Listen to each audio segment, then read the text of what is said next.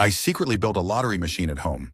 Inside it, I placed 49 regular lottery balls, but I injected a clear liquid into 7 of them. My plan was to change their weight just by 0.1 grams, but even that tiny difference would alter how they moved in the airstream. I flipped the switch. A few seconds later, the air blasted through and the 7 weighted balls rolled out perfectly. I looked down at the lottery ticket in my hand. Every number matched. I was only one step away from winning the jackpot. The next thing I needed was the key to the lottery ball case. So I went to see Jerry, one of the staff members, and told him the company needed the keys for a promotional event. Jerry looked nervous and told me he couldn't hand over the keys unless the boss or a government inspector was present. He refused. Furious, I went home and smashed the lottery machine. The next day, I went to a magic show. The magician tossed a ping-pong ball into the audience. It landed in my hands, marked with the number 11. I looked down again, and the number had somehow turned into 13. That sparked my curiosity. Maybe this was something I could learn from. I waited for the magician outside the OEE. I told him I wanted to know the secret, how he switched those balls right under everyone's nose. He told me it took teamwork. When I asked how the team worked, he reminded me, we only had a few minutes. I immediately pulled out my wallet and offered to pay for his time. My first piece of advice is that you're too fucking old to start a career as a magician.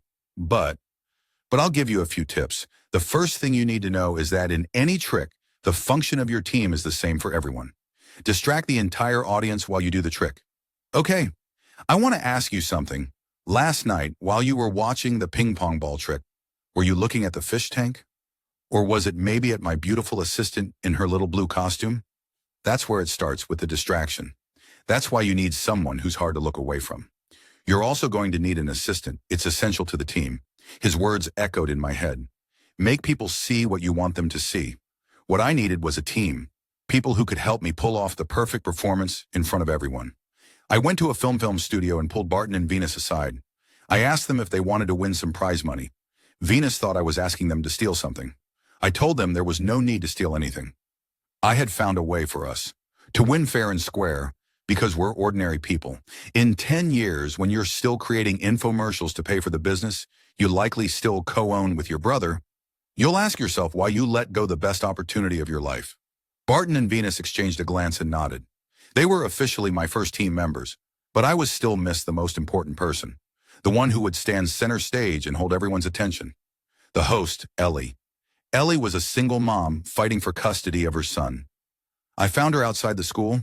She told me she had to rush to an event, so I offered her a ride home. Once we got there, I finally laid out my plan. Do you want to earn 5 million pesos? For next part, comment and don't